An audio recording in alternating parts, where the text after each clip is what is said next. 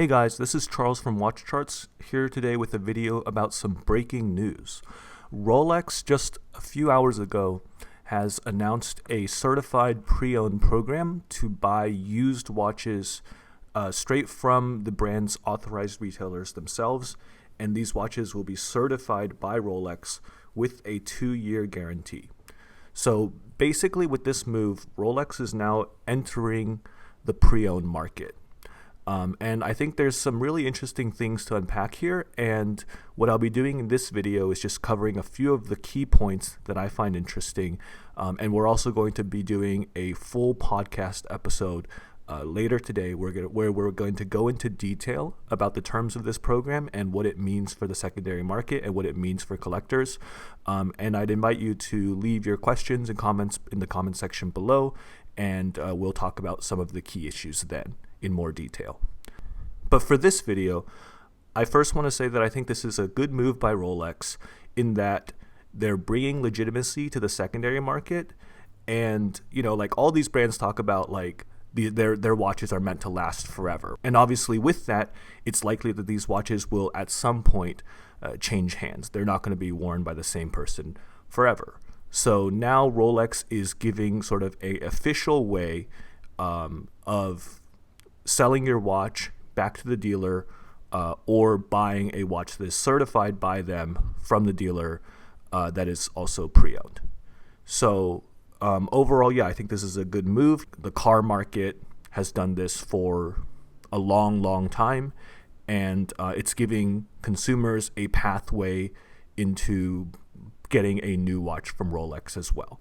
I also think it'll be interesting to see long-term whether Rolex and other brands eventually allow the trade-in of watches from other brands, you know, not just from the same brand themselves, right? This is standard in the car world. With any car dealership, you know, you can just go in and trade in basically any car and they'll buy it from you.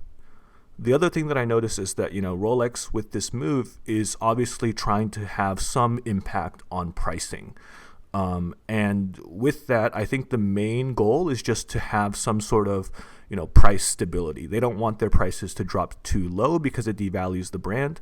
But at the same time, they also don't want the crazy volatility that we've seen in the secondary market over the last, you know, like let's say 12 months, right? That creates a lot of speculation, and it introduces a lot of, you know, people who enter the market, you know, not necessarily interested in the watches themselves.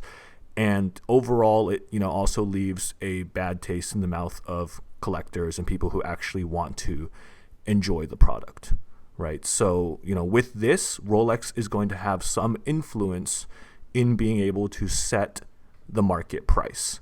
And, you know, everyone around them, all the, you know, other secondary market dealers are going to have to react accordingly.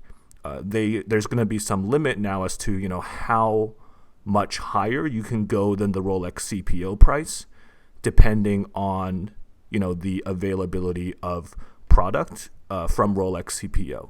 Because Rolex CPO is setting the bar for the quality of a pre-owned watch. I think another interesting question that a lot of people are wondering is whether or not the CPO watches will be sold at above retail. And certain media outlets are reporting that Rolex CPO only qualifies for watches that are at least 3 years old, which leads me to believe that they will be, in fact, selling these above retail. Because what they want to try to prevent with this policy is to buyers who are just buying the watches at the retail price and then immediately flipping them and selling them back to Rolex at the CPO market price. Longer term, I think it'll also be interesting to see what the trade-in experience is like, what they're going to offer to buy these watches from the consumers, and also whether or not they will eventually offer a online experience to, you know, buy these watches, or at least have inventory available to see online, similar to, you know, what is standard now for the car industry. So again, the podcast is to come. It'll be out probably tomorrow evening. So stay tuned for that. Subscribe to the YouTube channel if you find this topic interesting.